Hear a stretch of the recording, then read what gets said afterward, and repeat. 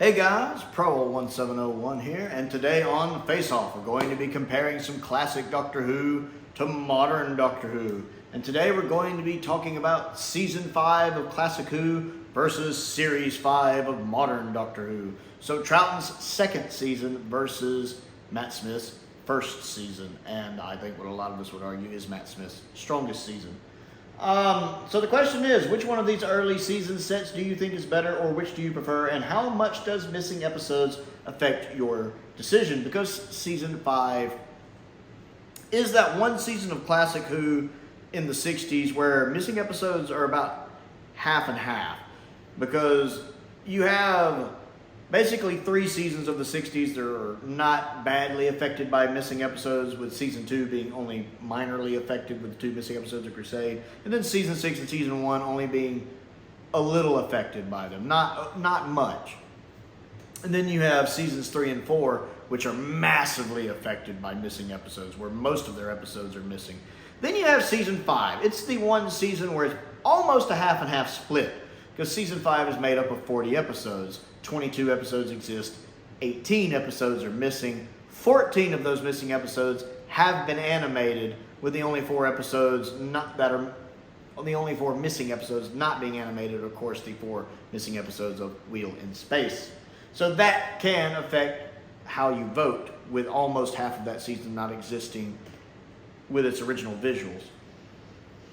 But that being said, Season 5 of Classic Doctor Who thrashed Series 5 of Modern Doctor Who almost 2-1.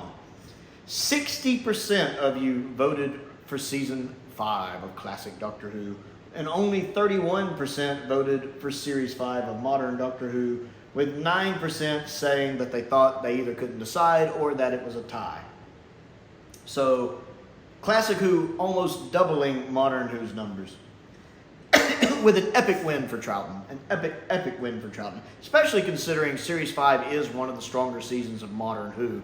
But Season 5 is also widely regarded by a lot of people as Troughton's best season. It's my personal least favorite of his 3, but I still love it because it's Troughton. But a lot of people consider it his best. Let's see what you guys had to say. Happy Man 050 says Season 5 is a gourmet dinner. Series 5 is a takeaway. What us here in the States would call a carry-out or a takeout. Henry Andrews says, Season 5 has Troughton and Yetis. It's an incredible season. Series 5 is pretty good by modern standards and does, for me, capture what the 11th Doctor is all about. However, Troughton, Yetis, yeah, it's a no-brainer. I love that comment. TARDIS Spider, a fellow Doctor Who YouTuber, says, the 11th hour is a can't-miss for any Who fan. The animations are good and Troughton is tops.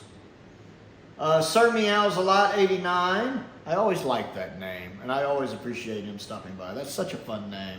Says, I have said it before, and I will say it again. Troughton beats all. I can understand that sentiment. He is my second favorite Doctor. I do enjoy Series 5 of New Who a lot as well.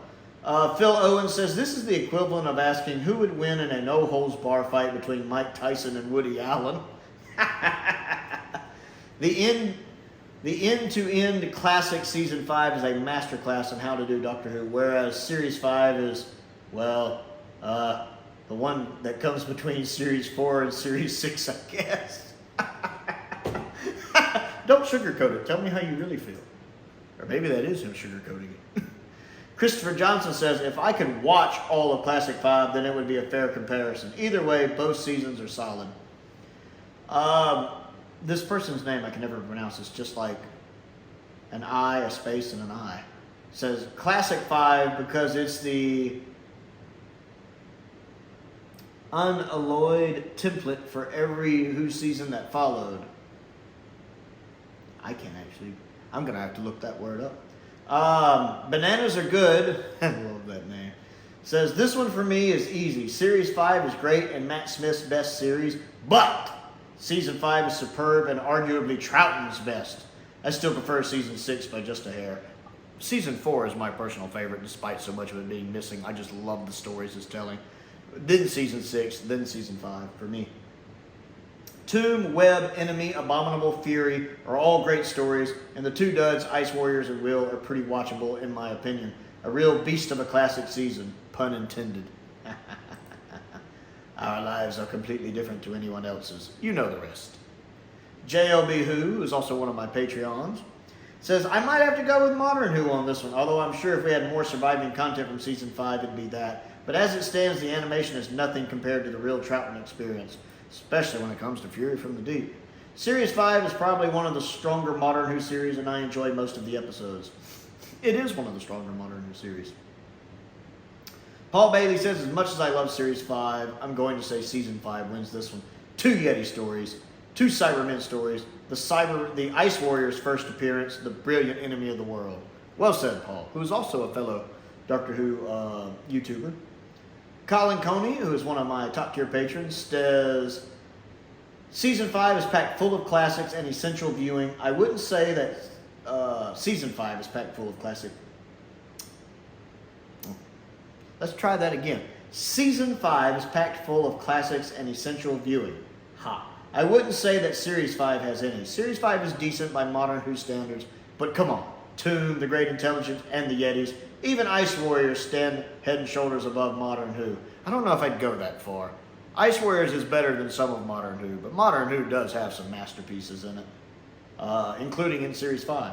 Problem Being says, Troutman for the win. Shamrock Particle says, isn't that like asking what's better, a triple layer fudge chocolate supreme cake with mint frosting? Ugh, mint frosting?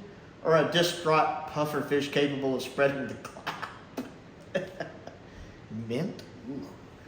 And there's nothing fishy about Troutman's era, to say the very least. What about Underwater Menace? I'm feeling so clever right now.